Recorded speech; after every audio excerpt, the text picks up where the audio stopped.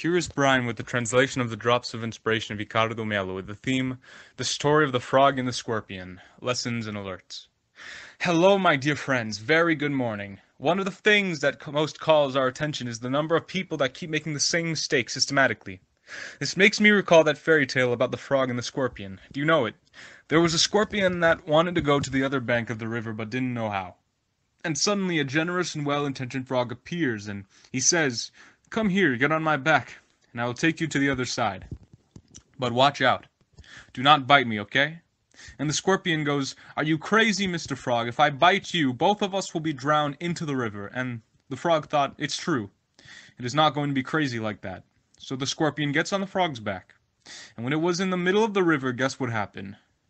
That's right, the scorpion bites the frog, and the frog goes, "Are you crazy? Now both of us are going to die here."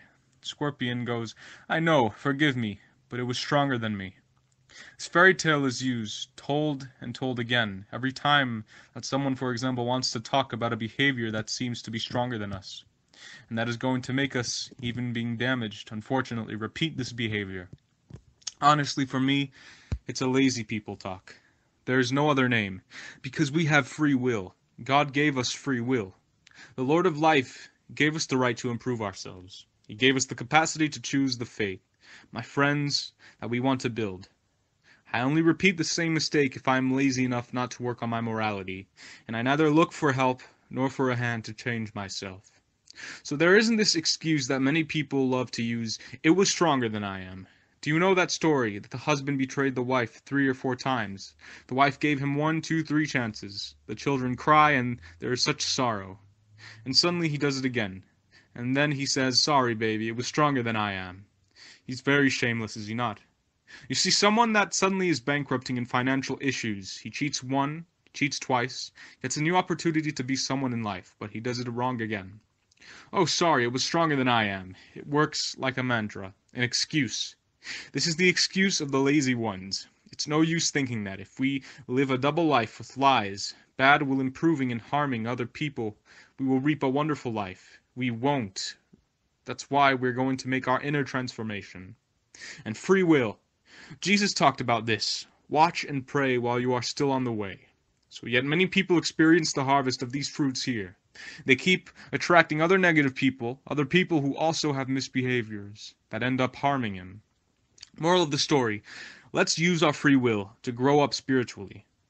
Teach your children, your offspring, to pay attention, because if each behavior they are working on is going to have consequences in the future, yes, it's more or less like this. The child that doesn't study in the end doesn't do the test well. So he or she suffers a consequence. It seems like a foolish cause and effect relationship I'm talking about here, but many children, for example, don't get this incentive. The child doesn't study so that she or he does not pass the test. The parent doesn't care. He neither educates nor corrects him or her.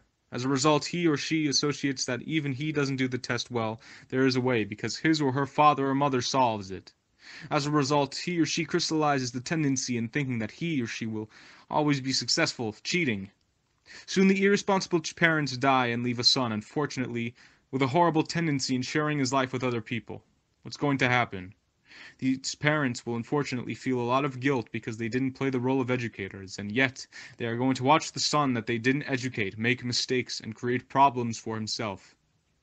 That's why, my friends, the surveillance is very important. I don't know you, who listens to our drops with so much care every day, but I'm sure that, like me, you must have lots of crystallized tendencies that you don't like to tell anyone.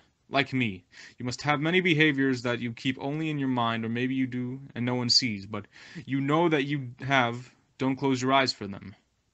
Don't allow that for momentary pleasure. You commit many years of your life and the life of others around you, the ones who love to take care of you. The one who loves is caring. The one who loves really cares. Share the drops of inspiration with your contacts. Let's go spread light and peace. Stay with God, my friends.